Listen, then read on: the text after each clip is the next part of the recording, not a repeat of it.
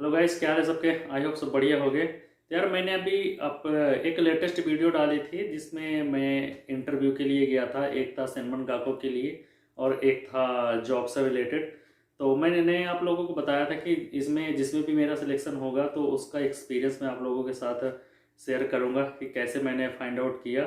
तो यार उससे पहले बता दूं कि मेरा जो मैंने जॉब से रिलेटेड इंटरव्यू दिया था तो यार उसमें मेरा सिलेक्शन नहीं हुआ।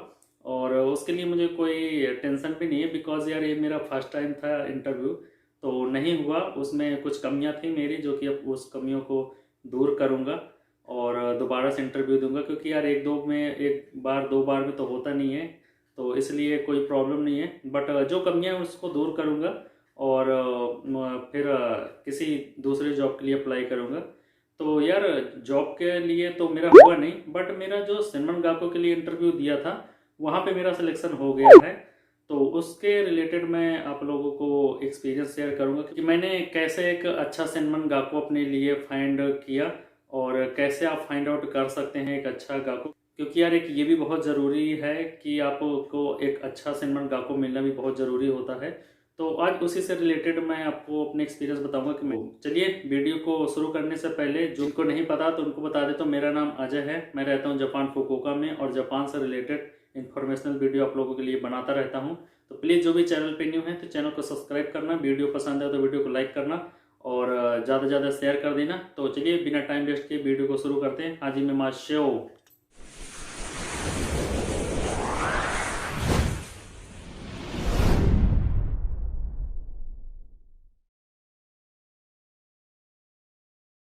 हाँ तो यार जो सिनमन गाको है ना तो उसको अच्छा इसलिए मैं बोल रहा हूँ क्योंकि मेरे एक जैसे पहले एक्चुअली मेरा क्या था कि मैं इंडिया से एमबीए करके आया हूँ और मैंने जॉब भी किया वहाँ पे बैंक में।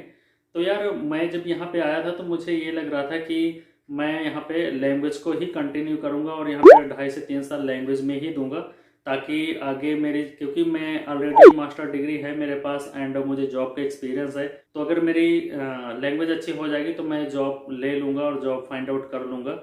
तो पहले मेरा ये मूड था और 100% मैं यही सोच के बैठा था। तो मैं जब लैंग्वेज के ही बारे में सोचता था कि मुझे लैंग्वेज ही लेना है तो यार जैसे मैं लैंग्वेज स्कूल के लिए पता भी किया 2-4 जगह, लेकिन फिर बाद में मेरा अचानक से मूड चेंज हो गया और मैं फिर आईटी में एडमिशन लिया।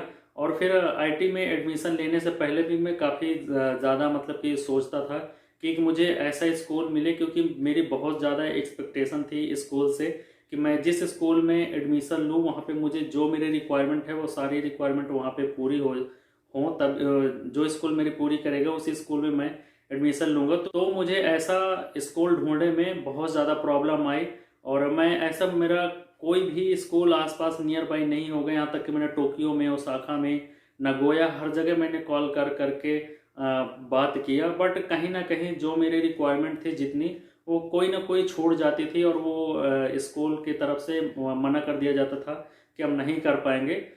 तो फिर मैं वहाँ पे एडमिशन नहीं लिया और ये जिस स्कूल में एडमिशन लिया यहाँ पे मेरी जितनी भी रिक्वायरमेंट है सारी रिक्वायरमेंट मेरी मेरी सारी जो भी मेरे रिक्वायरमेंट है यहाँ पे पूरी होंगी मेरी। मैं बताता हूँ कि मेरी रिक्वायरमेंट की थी। तो मेरे रिक्वायरमेंट ऐसे थे कि यार मैं ऐसा स्कूल देख रहा था कि जहाँ पे थोड़ी फीस कम हो और फीस के साथ जैसे कि कोई भी स्कूल में जहाँ पे जब एडमिशन लेते हो ना तो वहाँ पे मार्च में आपको 3 लाख या 4 लाख यन देना होता है फीस। तो मुझे ये था कि मुझे ऐसा भी स्कूल चाहिए कि जहाँ पे मुझे 1.5 से 2 लाख फीस देनी पड़े मार्च तक में। तो मेरी ये रिक्वायरमेंट थी और मेरी एक रिक्वायरमेंट ये थी कि मतलब कि जैसे गाको ख़त्म होने के बाद मुझे मतलब जॉब के लिए इंटरव्यू करवाते हैं तो मुझे ये भी अपने स्कूल से चाहिए था कि यार मेरा स्कूल ख़त्म होने के बाद मुझे जॉब के लिए भी इंटरव्यू कराया जाए स्कूल की तरफ से। तो एक ये था और ये भी था कि यार मेरी स्कूल की फीस कम से कम हो, क्योंकि यार मैं ऑलरेडी मास्टर डिग्री कर रखा तो मुझे ये था कि यार मैं ज़्यादा पैसे अपने वेस्ट ना करूं। हालांकि यार आप फ्यूचर के लिए और पढ़ाई के लिए पैसे वेस्ट नहीं होते हैं। तो ये मैं सब कोई मत सोचना, बट ये रिक्वायरमेंट को मैं जब स्कूल में पूछता था एडमिशन के लिए तो यार एडमिशन जिस भी स्कूल में पूछता था तो यार वहाँ पे अगर फीस कम होती थी तो वहाँ पे मार्च में पूरी फीस मतलब जितनी भी स्कूल की है 6 लाख 7 लाख वो देनी पड़े, मार्च के पहले पहले पूरी जमा करानी थी। या फिर ऐसा होता था कि अगर स्कूल की फीस अगर 2-3 लाख मान लो जो सस्ता स्कूल होता था, तो वहाँ पे फिर जॉब ख़त्म होने के बाद वहाँ पे कोई इंटरव्यू के लिए आपको मतलब कि सपोर्ट नहीं करना था उनको। तो कहीं ना कहीं की कोई ना कोई रिक्वायरमेंट मेरी नहीं पूरी होती थी, तो इसलिए फिर मैंने ना एडमिशन नहीं लिया। और ये जो स्कूल में एडमिशन लिया मैंने, ये मेरे नियर बाय भी है, तो इस स्कूल में मुझे सारी चीज़ें यहाँ पे मिली।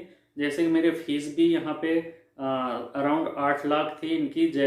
सबसे महंगा स्कूल मुझे अभी तक का लगा था ये, क्योंकि मैंने जितने भी पहले स्कूल में बात किया था वहाँ पे 7 लाख के अराउंड फीस थी, लेकिन इस स्कूल में जहाँ पे मैंने बात किया तो यहाँ पे 8 लाख फीस थी। तो फिर मैंने इनसे कंटिन्यू बात करना स्टार्ट किया और मैं डेली कॉल करने लगा और रिक्वेस्ट करने लगा कि प्लीज़ मेरी फ़ीस कम कर दो। और तो पहले तो नहीं मान रहे, बट मैं कंटिन्यू इनसे बात करता था। तो फिर काफ़ी टीचर मुझे जानने लगे थे, मेरे नाम से ही मुझे जान जाते थे। तो फिर इन्होंने मेरे लिए 30% डिस्काउंट दिया फीस का। और जो मार्च में फीस था तो इन्होंने मुझे 2 लाख बोला कि आप 2 लाख अगर जमा करा सकते हो, तो फिर मैंने हाँ कर दिया। और जो मैंने फीस कम कराई है ना, तो वो मैंने बहुत दिमाग लगा के कराई है, तब उन्होंने जाके किया है। तो यहाँ पे मैं शेयर नहीं कर सकता कैसे मैंने कराई है, बट हाँ 2-3 चीज़ें मैं बता देता हूँ कि अगर आपके पास JLPT N3 है और आपकी 100% अटेंडेंस है, तो आपकी फीस को डिस्काउंट, आपको स्कूल में फीस पे डिस्काउंट मिल जाता है अगर आपके पास N3 है कम से कम, और 100% आपकी अगर अटेंडेंस है जहाँ अभी लैंग्वेज आप पढ़ते हो, तो उस बेस पे भी आपको डिस्काउंट मिल जाता है। तो मेरा तो N3 कंप्लीट नहीं है, लेकिन मेरी जो अटेंडेंस थी वो 100% अटेंडेंस थी, तो उस बेस पे और मैंने कुछ अपना दिमाग लगाया, उस बेस पे मुझे डिस्काउंट यहाँ पे दिया गया। तो मेरी फीस अब काफ़ी कम हो गई है, जितना कि जेन्युइन है उतना कम हो गई है। तो यार एडमिशन का बता दूं कि अभी मैंने ऑलरेडी लेट कर दिया था एडमिशन लेने के लिए, और इस वजह से अभी एडमिशन हो रहा है और हो गया। क्योंकि यार जो अभी कोरोना वायरस की वजह से यहाँ पे कोई न्यू स्टूडेंट आया नहीं, तो यहाँ की फुकुओका की जो गवर्नमेंट है, मुझे फुकुओका के ही बारे में पता है, अदर स्टेट के बारे में नहीं पता। तो यहाँ पे क्या हो गया था कि जो भी अगर स्टूडेंट जहाँ पे पढ़ रहा है लैंग्वेज, तो वहाँ पे बोल दिया गया था स्कूलों के कि अगर वो स्टूडेंट दोबारा से लैंग्वेज वहाँ पे पढ़ना चाहते हैं, तो हम 1 ईयर के लिए दोबारा से उनको वीज़ा निहोंगो गाको के लिए एक्सटेंड कर देंगे और वो दे देंगे। तो सभी स्कूल वालों ने सब स्टूडेंटों को बोला, और ज़्यादातर सभी स्कूल वाले वहीं पे पढ़ रहे हैं, तो लैंग्वेज ही पढ़ रहे हैं। तो सिनेमन में बहुत कम लोग गए हैं और न्यू स्टूडेंट कोई आया नहीं, तो इसलिए कोरोना की वजह से स्टूडेंट नहीं आए, तो अभी इसमें एडमिशन हो गया। नहीं तो एडमिशन सिनेमन के लिए 4 महीने 5 महीने पहले से स्टार्ट हो जाता है। तो हमारा भी स्कूल जो था वो हर जगह, मतलब कि जो भी ओपन कैंपस होता था तो वहाँ बताया जाता था कि यहाँ पे ओपन कैंपस है, आप जाके ज्वाइन कर सकते हैं। तो मैं नहीं जाता था, क्योंकि यार मेरे दिमाग में यही था कि मुझे आगे लैंग्वेज ही पढ़नी है। लेकिन फिर सारे ओपन कैंपस जितने थे सारे निकल गए, और सभी पे मैंने मतलब कि एक ही ओपन कैंपस मैंने ज्वाइन किया था। वो स्कूल के तरफ से जबरदस्ती सबको लेके गया था, तब भी मैं भी चला गया था, नहीं तो मैं कोई भी ओपन कैंपस ज्वाइन नहीं किया।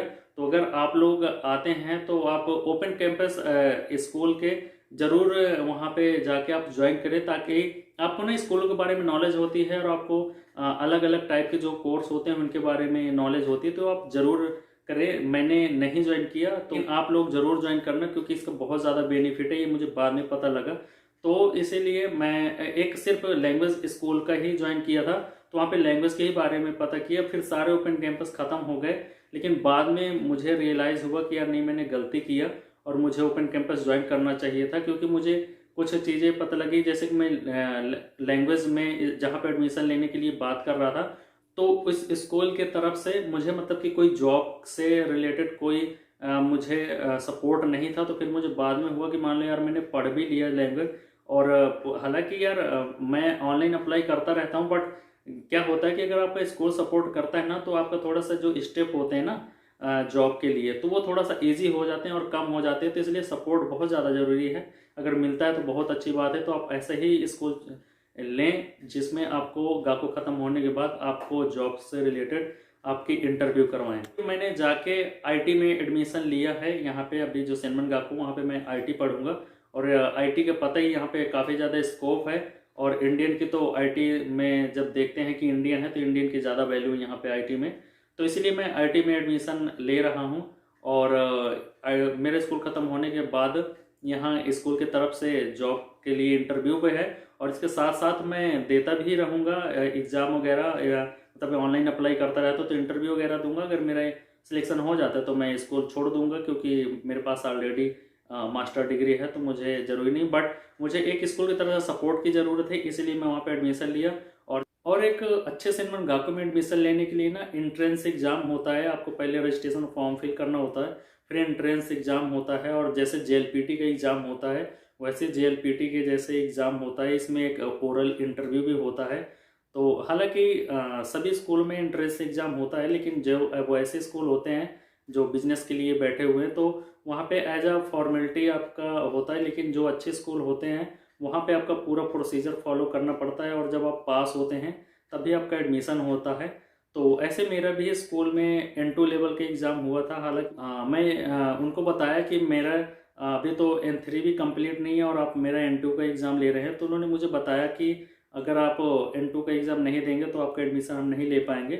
तो फिर मैं ये था कि यार आया हूँ तो अब एग्ज़ाम तो देना ही है, तो फिर मैंने एग्ज़ाम दिया और मेरा सिलेक्शन भी हो गया। तो जैसे कि अब मैं बताया कि एक अभी कोई स्टूडेंट आ नहीं रहा, तो इसका रीज़न ये भी हो सकता है। और ये भी है कि इससे मैं एडमिशन लेने से पहले, एग्ज़ाम देने से पहले मैं काफ़ी टाइम से उनसे टच में था, और डेली मैं वहाँ के जो सेनमन गाको के प्रिंसिपल थे उनसे बात करता था।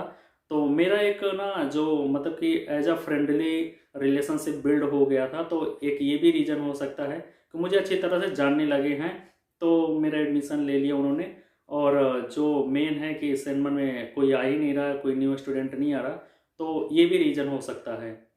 ठीक है गाइज, लास्ट में आप लोगों को यही बोलूँगा कि अगर आप यहाँ पे आते हैं जापान, और अगर आप सेनमन में जाना चाहते हैं, तो सेनमन ऐसा ही स्कूल ले आप जो कि आपका स्कूल ख़त्म होने के बाद आपको जॉब से रिलेटेड, आपको जॉब के लिए आपको सपोर्ट करे। आप ऐसा स्कूल मत ले जो कि आपको सपोर्ट ना करे, क्योंकि यार सपोर्ट बहुत ज़्यादा ज़रूरी है।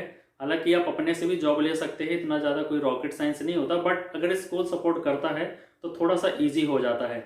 तो प्लीज़ आप ऐसे ही स्कूल ढूंढें। और स्कूल सेनमन के लिए आपको 4 से 5 महीने पहले से ही सोच के रखना पड़ेगा, और उसी टाइम पे एडमिशन 5 महीने पहले से ही करवाना पड़ता है, तो वो भी देख लें। क्योंकि अभी तो एडमिशन सिर्फ इसीलिए हो रहा है क्योंकि कोई न्यू स्टूडेंट है नहीं, तो इसीलिए एडमिशन हो गया मेरा और जो भी लोग करवा रहे। नहीं तो अगर कोरोना नहीं होता तो किसी का भी एडमिशन नहीं होता। ये 5 से 6 महीने पहले ही सोचना पड़ता है, और 5 से 6 महीने पहले तो मेरा प्लान भी कुछ नहीं था। मेरा सिर्फ ये प्लान था कि मुझे आगे लैंग्वेज ही पढ़नी है, बट वहाँ पे फिर मेरा चेंज हो गया। कुछ मुझे दिमाग में आया कि नहीं, मुझे लैंग्वेज ही नहीं, केवल यहाँ पे और भी कुछ सीखनी है ताकि यहाँ की चीज़ें सीखूँ। तो इसलिए फिर मैंने वहाँ पे सेनमन में आईटी में एडमिशन लिया। तो आप लोग भी यही दिमाग में रखें, अपने ध्यान में रखें, तो सही होगा। तो गाइज चलिए, ये वीडियो में यहीं तक, मिलते किसी और वीडियो में, तब तक के लिए bye bye, sayonara, good luck.